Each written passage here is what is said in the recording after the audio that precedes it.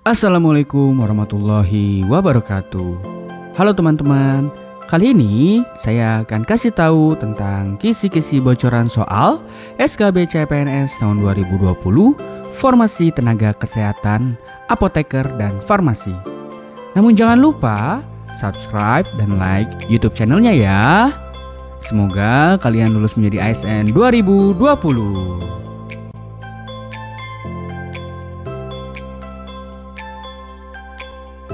Nomor 1, lingkungan internal di dalam tubuh adalah A. Cairan intrasel, B. Cairan ekstrasel, C. Cairan eksudat, D. Sel, E. Jaringan. Jawabannya adalah A. Cairan intrasel. Nomor 2, fungsi sistem endokrin adalah A. Mengatur aktivitas muskuler dan sekresi kelenjar, B. Mencerna dan menyerap makanan untuk memberikan nutrisi kepada tubuh, C. Berperan dalam menggerakkan tubuh dan terhadap termoregulator, D. Mengangkut nutrien, oksigen, zat yang sudah tidak dibutuhkan tubuh, E. Mengatur proses metabolik melalui sekresi hormon. Jawabannya adalah E. Mengatur proses metabolik melalui sekresi hormon. Nomor 3, contoh mekanisme umpan balik negatif adalah A. Produksi saliva, B. Pengaturan kadar glukosa darah, C. Partus, D. Pembekuan darah, E. Pencernaan protein di lambung. Jawabannya adalah B. Pengaturan kadar glukosa darah. Nomor 4, contoh mekanisme umpan balik positif adalah A. Pelepasan hormon TSH, B. Pelepasan hormon ADH, C. Pengaturan temperatur, D. Partus, E. Pengaturan air dan mineral. Jawabannya adalah D. Partus. Nomor 5, contoh penggunaan obat untuk mempertahankan homeostatik dalam pengaturan kadar glukosa darah adalah A. Enalapril, B. Propanolol, C. Insulin, D. Furosemid, E. Valsartan. Jawabannya adalah C.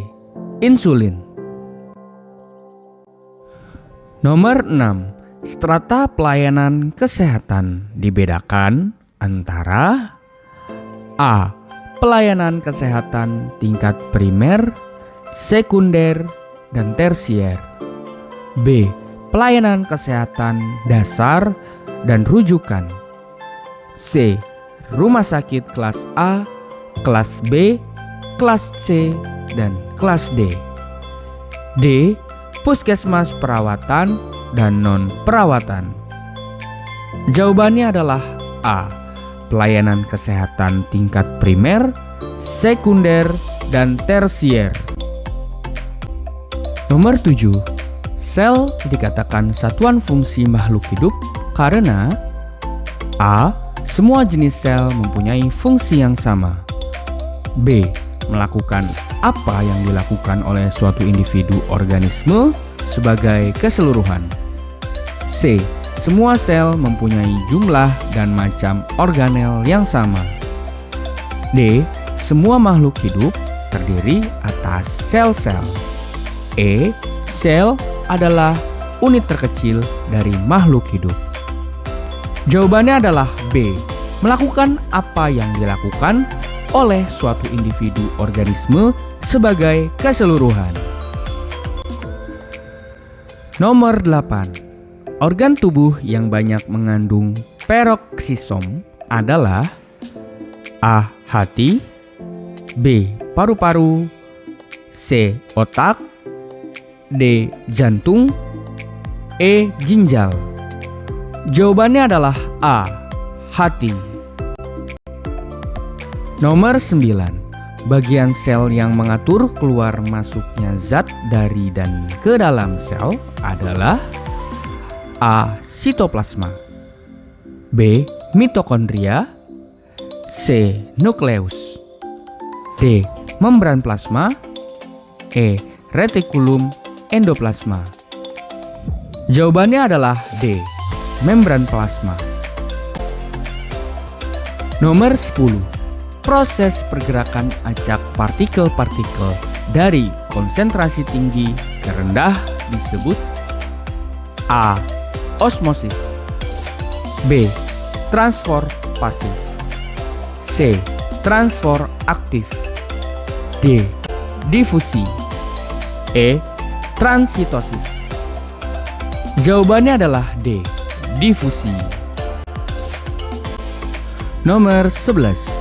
Jaringan yang menutupi permukaan tubuh tersusun dari sel lapisan sel yang tebal dan terdiri dari sel-sel datar adalah A. Epitel squamosa sederhana, B. Epitel kuboid sederhana, C. Epitel squamosa bertingkat, D. Epitel kolumnar sederhana, E. Epitel transisional. Jawabannya adalah C. Epitel squamosa bertingkat. Nomor 12. Sel epitel dengan mikrofili dapat ditemukan pada A. Dinding pembuluh darah, B. Dinding rahim, C. Dinding paru-paru, D.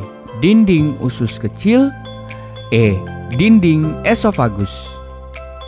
Jawabannya adalah D. Dinding usus kecil. Nomor 13. Dinding saluran pencernaan, respirasi, ekskresi, dan reproduksi adalah bagian dari A. Membran serosa, B. Membran sinovial, C. Membran mukosa, D. Membran kulit, E. Membran jaringan ikat. Jawabannya adalah C. Membran mukosa. Nomor 14. Perhatikan karakteristik berikut ini. 1. Mudah berkontraksi. 2. Menutupi seluruh permukaan tubuh. 3. Tidak mempunyai pembuluh darah. 4. Tersusun dari beberapa jenis kelenjar. 5. Sebagai penghubung ke jaringan ikat oleh basement membran. Manakah yang merupakan karakteristik jaringan epitel? A. 1, 2, 3, B. 2, 3, 5, C. 3, 4, 5, D. 1, 2, 3, 4, E. 2, 3, 4, 5. Jawabannya adalah E. 2, 3, 4, 5. Nomor 15. Jaringan yang menutupi permukaan tubuh tersusun dari lapisan sel yang tebal dan terdiri dari sel-sel datar adalah A. Epitel squamosa sederhana, B. Epitel kuboid sederhana, C. Epitel squamosa bertingkat, D. Epitel kolumnar sederhana.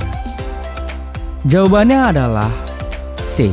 Epitel squamosa bertingkat. Nomor 16.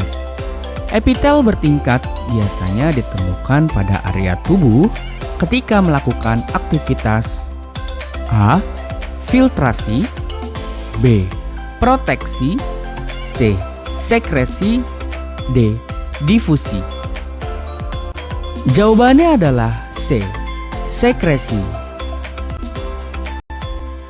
Nomor 17. Manakah yang tidak menggambarkan karakteristik dari epitel squamosa bertingkat non-keratinasi? A. Tersusun dari banyak lapisan sel, B. Terdiri dari sel-sel gepeng, C. Permukaan sel-sel hidup, D. ditemukan pada kulit? Jawabannya adalah D, ditemukan pada kulit. Nomor 18. Jenis epitel apakah yang dapat ditemukan di dalam kandung kemih? A. Kuboid, B. Kolumnar, C. Transisi, D. Squamosa. Jawabannya adalah C. Transisi. Nomor 19. Epitel kelenjar yang selama perkembangan embrio mengeluarkan produk seluler langsung ke dalam aliran darah disebut kelenjar A. Endokrin, B. Holokrin, C. Eksokrin, D. Merokrin. Jawabannya adalah A. Endokrin. Nomor 20. Epitel pseudostratified Bersilia dapat ditemukan pada dinding A. Kelenjar tiroid, B. Trakea, C. Tubuli ginjal, D. Kandung kemih. Jawabannya adalah B. Trakea. Nah, demikian kisi-kisi bocoran SKB yang dapat disampaikan. Semoga apa yang disampaikan dapat bermanfaat untuk teman-teman semua ya. Semoga teman-teman dapat lulus menjadi ASN tahun 2020 di instansinya masing-masing. Oh ya, jangan lupa subscribe, like, dan komen ya. Terima kasih.